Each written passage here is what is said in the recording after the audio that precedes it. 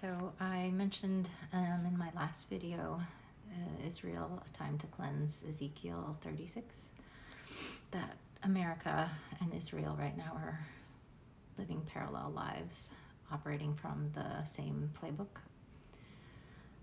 Today I wanted to elaborate a little on exactly what that playbook is and how it's being used today by this corrupt power that is in both of our countries.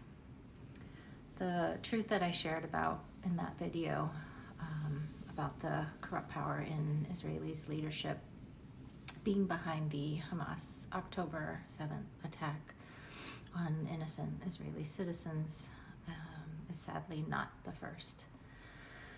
They have armed and given money to Hamas since 2000, as well as other factions from Islamic Jihad and Muslim Brotherhood, and also Hezbollah, the Iranian-backed terrorist group from Lebanon.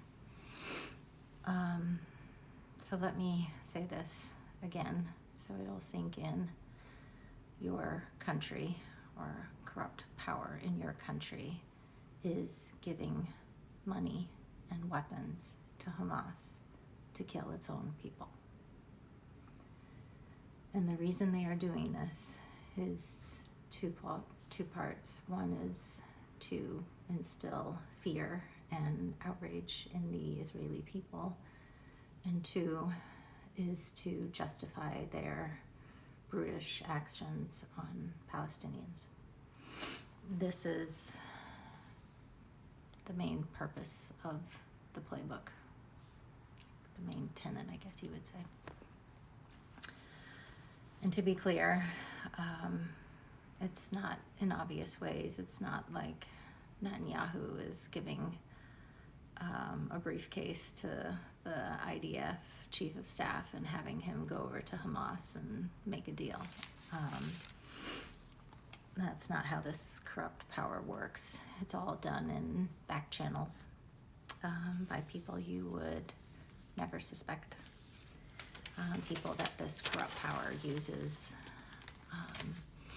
and chooses to carry out their plans. People like me. As I revealed in my whistleblower report, we worked with many Israeli men in our money laundering scheme. There was one in particular, a Romanian Israeli man from Tel Aviv. He was kind of the orchestrator of this money laundering scheme. He was kind of like our Israeli godfather, I would say. And he was the point of contact for the Russians to send their money to Tel Aviv, and then from Tel Aviv through his bank accounts in New York, and then to us here in St. Louis. And he was the most average guy you'd ever meet. You would never suspect a thing, even us. We were a picture-perfect family from the Midwest, educated, but very normal. But his plan and his instructions were very exact, down to the people that he wanted us to bring in to hide behind. Very thorough. So this is the first rule, or I guess second, of the playbook, is that they use people you would never suspect on both sides. They use people that you trust to do their dirty work.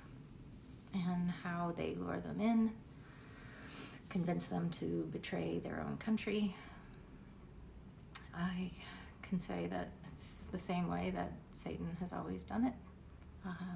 He'd tempt them with their heart's desires, be it money, power, success, land, the promise of Zion, sex, women, whatever. Or they lie. They will lie to you and say that it's for this when it's really for something else. As I told you in my effort to expose this, I know that they lied to my attorneys and judges. As I was saying, we did this money laundering. They would lie to them and say, no, she's just some jealous enraged ex-wife hell-bent on breaching national security and spreading lies. Anyway. And once they have you locked in, they own you. You're now a culprit.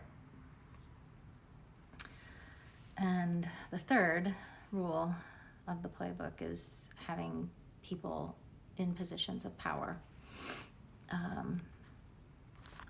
that they control on both sides. It's kind of like a chess game where they have their pieces on one side, but they also have your knight, 2 rooks, and a bishop.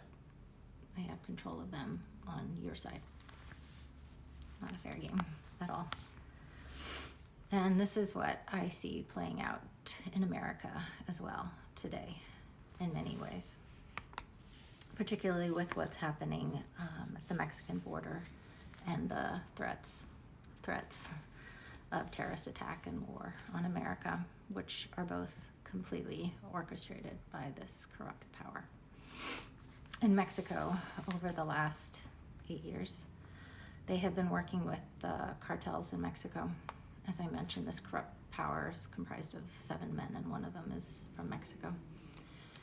And they are instructing the cartels to bring illegals across the border, and not just any illegal, not one looking to start a family or escape persecution.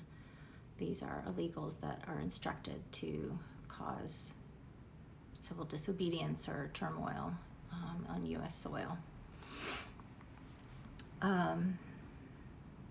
And the reason this corrupt power is doing this is the exact same reason as why they are doing it by arming and empowering Hamas, to create fear and outrage in the American people.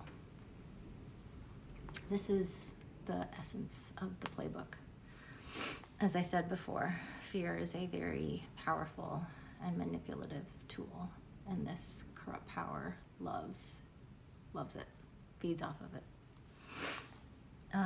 And one of the ways that they wield it is by raising or lowering it, almost like a conductor. They'll raise it to a crescendo. In Israel, they'll know exactly when tensions are high, and they will use it to plan a bombing or an attack or kill an innocent Israeli or an innocent Palestinian boy. And they also know when to lower it and make it just a whisper. Like in Mexico and America, the border crossings have all of a sudden just dropped to 90%. They do that so the American people will fall further into the disbelief that Trump is the one who's going to save us and our country.